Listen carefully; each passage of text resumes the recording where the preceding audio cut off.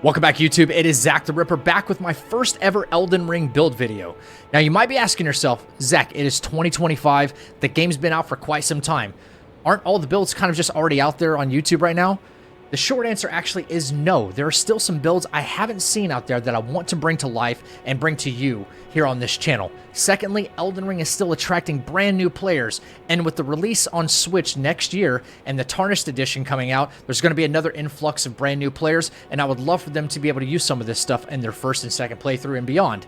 And finally, I am trying to establish myself as a serious content creator in the Souls community. So do me a favor right now, go ahead and hit subscribe on the channel, hit like on the video, and turn on the notification bell. Let's get into the build, man. Okay, so here we are in the build. Now, I want to preface this by saying a couple of things. Number one, I am currently level 160. As you see, you do not need to be that high of a level to really get the effectiveness out of this build. And secondly, I am on New Game Plus 1. And there's a good reason for that, because this build is like insanely strong and I wanted enemies with higher HP pools. But you can get this in your very first playthrough, considering the fact that you can farm this weapon. And most importantly, I see a lot of build videos out there on YouTube. If you guys are going to give me your time, I'm going to try to make the best of that, okay? And every time I see a build video, they're not really like fighting enemies or anything more difficult to showcase the build's effectiveness. That being said, if you hang around to the end of the video, we're going to be fighting some very difficult bosses, maybe even Malenia, and some of the DLC bosses, just to show you the build's effectiveness and how strong it really is, because I do not want to waste your time, okay? So, first up, we are running dual magma blades, one in the left hand and one in the right hand, okay?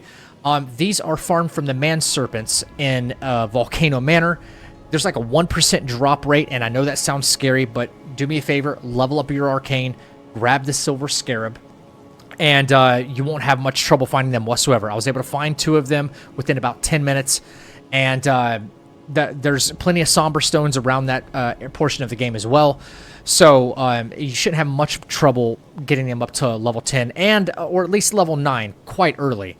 That being said, we have a finger seal. It doesn't need to be upgraded. We're just going to be using this for Flame Grant Me Strength and Golden Vow. Secondly, I am running Fashion Souls right now because it looks a little bit more like Kratos, and I love that, the pauldron and everything. I'm just going for fashion over function. But it's very important that if you want to go for more function and you have at least visited the DLC once, you're going to notice that here in the build as well, that I have a talisman right here from the DLC. I would recommend, if you're a more experienced player, put on the Rakshasa set. And then for your headgear, put on, here, coming right down here, the Divine Bird Helm. This is what I would actually equip. And I'm probably going to put on for even more power, because we're pushing the strength and dexterity. We have really good strength scaling with the Magma Blades and a little bit of dex scaling. Faith scaling, you would think, is actually supposed to be really good on this weapon, but we're going to get to that in just a moment. It's not quite as good. It scales better with strength than it does faith. That is only for the fire damage that goes onto the ground, the magma. But the Divine Bird Helm is the optimal thing to be wearing. If you have the Divine Beast Helm, that's really good as well. Anything that boosts strength or dexterity, the Okina Mask is an obvious choice as well. Now let's talk about our talismans really quick. We have the Fire Scorpion Charm, and that is for the split damage that you get from doing physical attacks from the magma blades themselves. And it does aid a little bit to the magma damage that is on the ground. And secondly, we have Talisman of the Dread. This is a newer talisman from the DLC. If you acquire this one, your magma damage from the ground gets boosted dramatically. Next, we have Shard of Alexander. This is an obvious choice. But this could be potentially swapped out for something else, and I'll get to that in just a second. And finally, we have the Rotten Wing Sword Insignia. Now, why did I bring up Shard of Alexander being replaced with something? The supplement that I found most effective is Millicent's Prosthesis, not only for the dexterity boost, but for the successive attacks as well. There are some enemies, after you see the weapon art and you see how effective it is, there are some enemies that love to move around more than others, so they don't really get to like sit in the magma where you get a big chunk of your damage. And that being said, I would recommend swapping out the Shard of Alexander for Millicent's Prosthesis. That way you're doing a lot more physical damage with your quick L1s, R1s, and even some of your heavy R2 attacks. The weapon art itself, if you're going for just like weapon art damage, definitely have Shard of Alexander on. I've already tested the numbers. The Shard of Alexander wins every single time. You want a few blue flasks, obviously. This is not a very heavy FP cost on your weapon art for the Magma Blade. But right here, I am putting in the Thorny Crack tier for more successive attack power, which is absolutely amazing. And it has great synergy with the Rotten Wing Sword. And the Flame Shrouding Crack tier, which is going to boost not only the split damage on the Magma Blade, but the fire damage on the ground. So all in all, this is all stacking, all synergizing very well. Now, furthermore, I talked about how the Strength and Faith scaling, while they both do scale, have a C scaling on both of them, you actually get more value from this weapon with your Strength than you do your Faith. The AR damage, I should have clarified that. The AR damage comes out a little bit stronger, and you're going to be doing more actual physical attacks than just spamming the weapon art. There are going to be cases where you can spam the weapon art and get tons of damage, and in which case you do want your Faith a little bit higher. I had 55. I'm not at the final soft cap there, but I kind of went all in on my Strength. You can sacrifice some, but these are the numbers I'm currently working with. 45 Vigor, 20 Mind, 35 Endurance, 75 Strength, 22 Dex, 14 Intelligence, 55 Faith, and 13 Arcane. I want to make it very clear, though, that I do have Godric's Great Rune, so that is giving me +5 to all of my stats as it is. And that's pretty much all you need to know. This is the Blades of Chaos build that we put together here today, and I think it's amazing.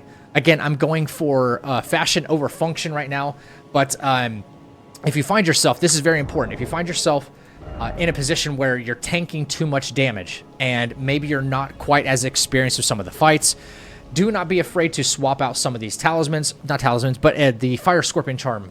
More than anything, you can swap the Fire Scorpion Charm to just right into the Millicent's Prosthesis, because this one right here will ensure that you take more damage, okay? So be very, very careful running this talisman. You can also run heavier armor to tank some damage as well. Play at your own pace. But if you have this set up, you're going to see some big numbers and really, really quick, and I can't wait to show you in the battle demo. Okay, here's your mid-video reminder to go ahead and subscribe to the channel, hit like on the video, and ring that notification bell. I also go live on both Twitch and YouTube, so drop by sometime and let me know if you use this build, if you liked it, if you disliked it, or if there's something else you want to see. There's a lot more build videos coming to the channel. Let's go ahead and get into the battle demonstration, because this build rocks. Okay, so I was already set up behind Goldfree's door here, so I'll fight him first, and then we're going to move on to some progressively harder bosses, and I'll even throw a DLC boss in. You might even see some Promised Consort Radahn in this video, because we're just going all out on this first one, right? Plus, we're dealing with the God of War, so it seems fitting to go try to fight the most difficult boss in Elden Ring. Remember, we are at New Game +1. Some of these bosses I'm going to shred a little bit faster than others, because some of them are actually weak to fire, and I want to pick a boss that is not necessarily weak to fire, so that way you can see the insane damage and how quick it'll happen. The function of this build, really, really important. You want to try to activate the Rotten Wing Sword Insignia and the Thorny Crack tier before executing the weapon art, because that will increase the magma floor damage from that weapon art, okay? So first things first, we want a Golden Vow. And then we want to drink our Physic, because that Thorny Crack tier only lasts for 30 seconds, and we can always reapply from Legendary Strength, but that runs out pretty quick as well. And then let's go in and see what we can do about Goldfree here. Alright, let's see what he's going to do. Alright.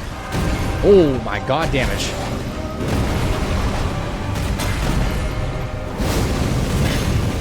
He's baking in it. Look at him baking it, even though we got hit. Oh my god.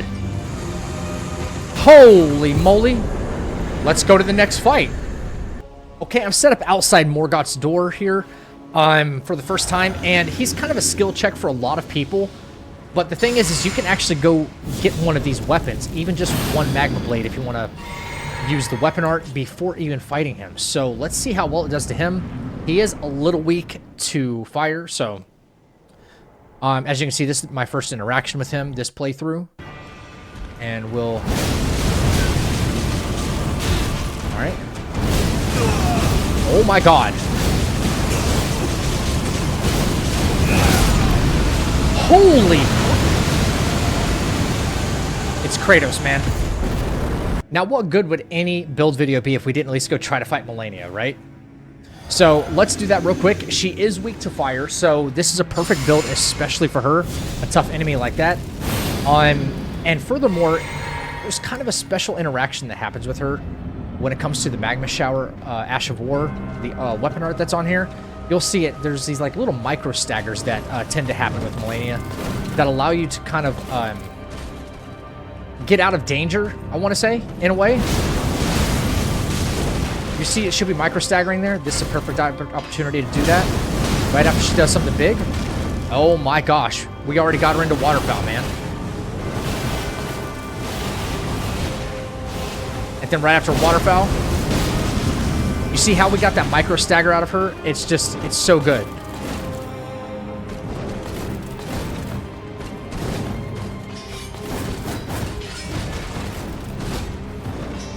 All right, opportunities like that. Oh my God, look at the damage, man. Unbelievable. For it really not being one of those builds that has, you know, like one-shot potential, it's absolutely insane. Before we move on to like phase 2 though, we want to try to golden vow, you know, get our power back up just a little bit more. All right, she's not really, let's see if we can force another waterfowl out of her. We did. It's a quick little tip if you don't know, you can kind of aggro her. All right.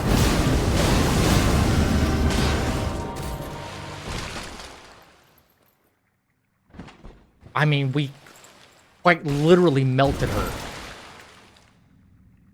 Oh my God, okay. All right, let's drink some blue here. And when the flower dies down a little bit, we're gonna run in and we're gonna start weapon arting again.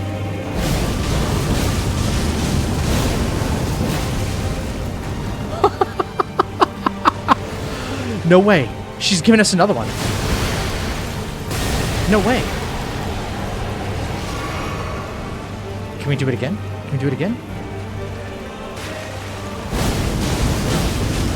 Let's get there before she tries to like waterfowl us out of nowhere, because she likes to do that. What the heck, man? That's actually nuts. Okay, okay, she clipped me there, but it's whatever. All right. You just wait for an opportunity.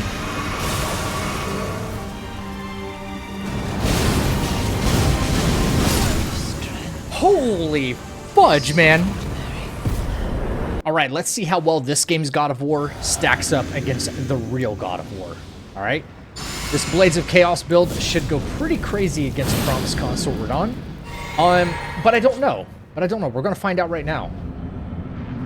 The weapon art, another thing I probably should have mentioned in the build, even though we're running the Thorny Crack tier, you could supplement that out for the Stone Barb Crack tier to get 30% more stance damage, because this weapon art does a lot of stance damage.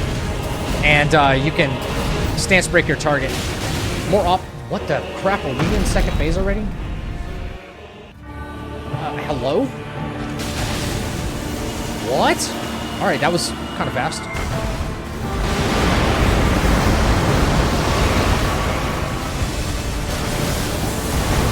Wow.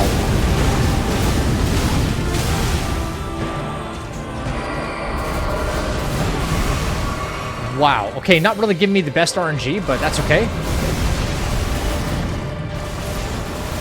All right. Dude, the damage, though.